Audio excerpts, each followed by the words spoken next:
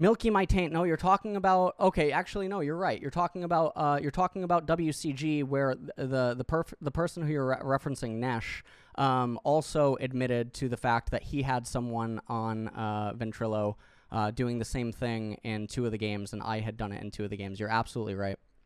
Like lying about being in the MVP house because they thought you were a candidate for their LOL team.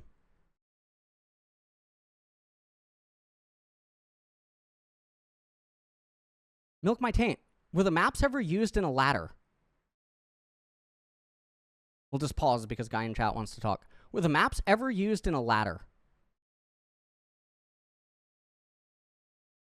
Were they ever used to climb a ladder, or were they ever used in tournaments?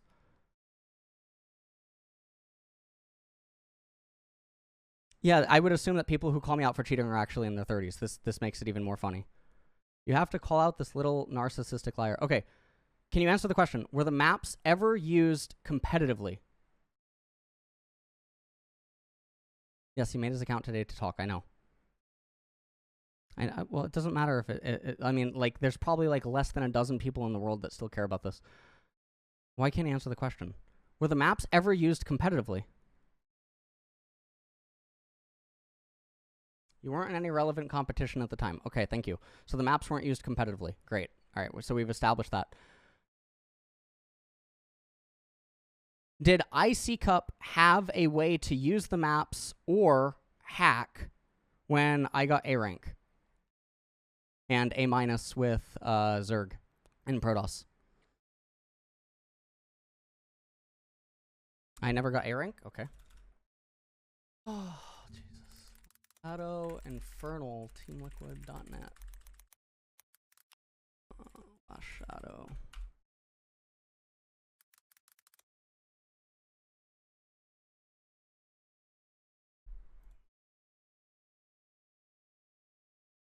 He said top 5 foreign Terran, which he for sure is. Name me 5 better ones, even including Idra, Strelak, Braddock, Last Shadow, some other nerds like Horror. And the only reason why LS isn't even further up on the list is because he lacks results in important tournaments and leagues. The reality is that probably the 3 best foreign Terrans at the end of Brood War were actually me, Yosh, and Idra, because even in customs, I was beating Braddock, and Strelak was consistently losing to me, which also led to White Raw becoming my friend. And let's see, IC Cup, White Raw, LSXYZ 9, Twitter, Rich, IC Cup. Let me find it. Oh, okay, I think I found it. Got it. Cool. Okay, cool. So this is me versus White Raw, and I believe there used to be a way to see the ladder rank. But I hit A on ASL Last Shadow, and I hit A on Isildur as well. But, okay. This is how you just become totally irrelevant, troll, and... What? Anyways, I just wanted to show it. 2:41 APM because, dude, that game went so long. Like, 241 average, max 303. Minimum was 12. My lord. I wish I could get this replay. This would be really fun to watch. This game was really long. I remember this was the game that got him to add me. I remember this. This was a really big moment in my life because White Raw was considered the best, like, or one of the best non-Korean Protosses. And very similarly to Infernal, he added me after the game because there's basically no good Terrans. There's no good Terrans. But anyways, yeah, I was A rank. I was A rank on IC Cup, and I was A- with random. No, yeah, but the download doesn't work. Just curious, maybe someone in chat can answer this. What cheating did I do?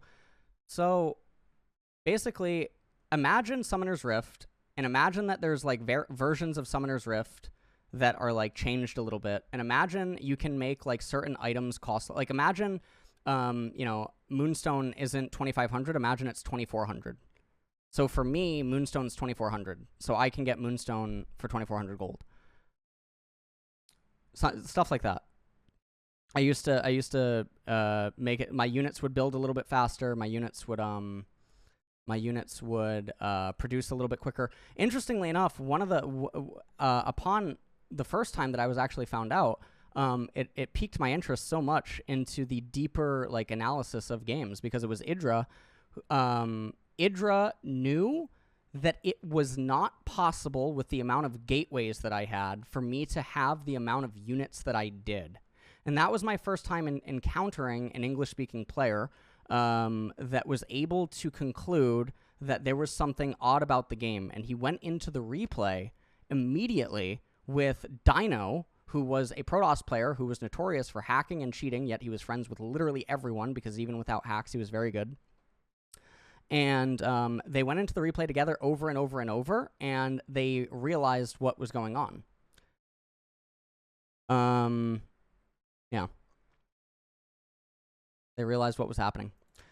So that was the first instance of using the maps. And then, I mean, there's other instances. Like, I had been using them occasionally, but you can't use them in ladders. So in ladders, you could never use the maps. So if I tried to play solo queue, there's no way for me to use the map. Because the map is checked by, like, you know. Yeah. Is that why I like futures market so much? True. Well, it's stuff like this that made me understand the, well, I mean, these are some of the beginnings of like why I understand things about futures market, was because, so even after I stopped cheating, one of the things that the cheating actually helped me with, and you can't get this just by watching replays, is on some sort of a level, like ingrained in me, I could feel when Protosses had certain amounts of units, because I was cheating.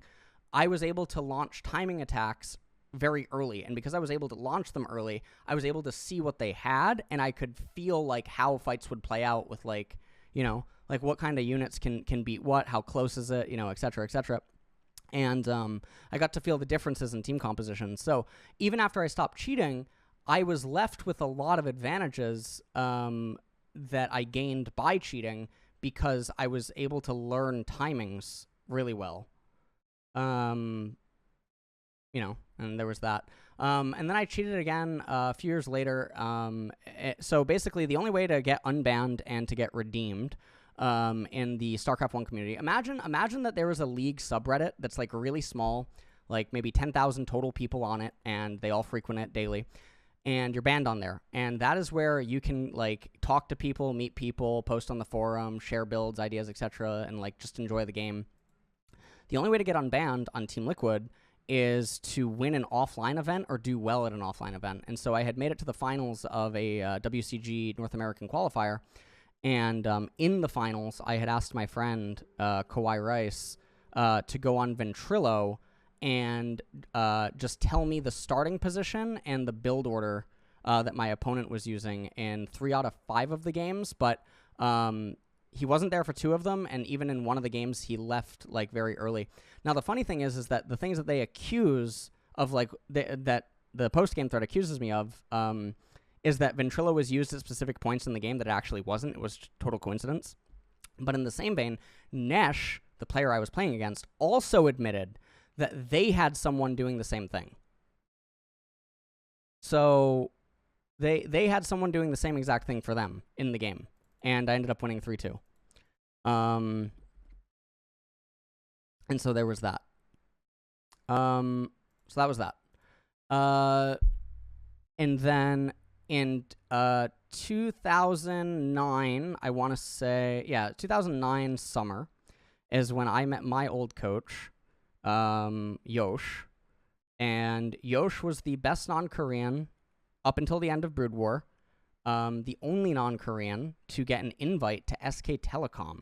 It's able to be like verified from several people that Yosh had a direct invite to SK Telecom's A team.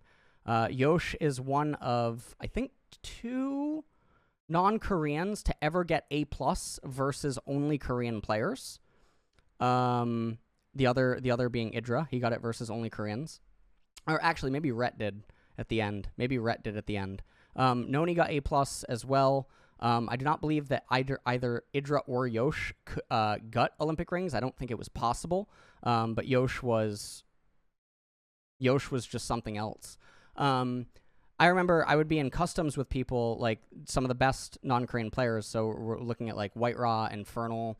We're looking at like who else? We're looking at Zhaoji. We're looking at Nogrim, Hey Pro, whatever. And if Yosh, so when you're mutual with someone on IC Cup, when they come online, you get a notification in game that like this player has come online. Yosh would come online, everyone would just F10N, which is like F10 surrender, like leave the game. And they would immediately go to OPTOT, which is where everyone hung out, and it would just be about who can get the game with Yosh, because Yosh wasn't online very often, but when he was, everyone wanted to play him. And Yosh was really cool. He was 25 years old. I think he had a master's degree from UC Berkeley. Yeah, Yosh was something else. And then in StarCraft 2, Yosh was on Skype with me like 8 to 12 hours a day for 3 weeks straight when I swapped to StarCraft 2, and we did a lot of coaching and like philosophical talks about strategy and how you approach learning things and how you approach breaking things down, and how you go about recognizing that like what is good now is not good forever, and like it really shaped how I think about things in games to this day. Yeah, Yosh like completely evolved like everything, because a lot of people don't know I used to like to sin pretty much all the time.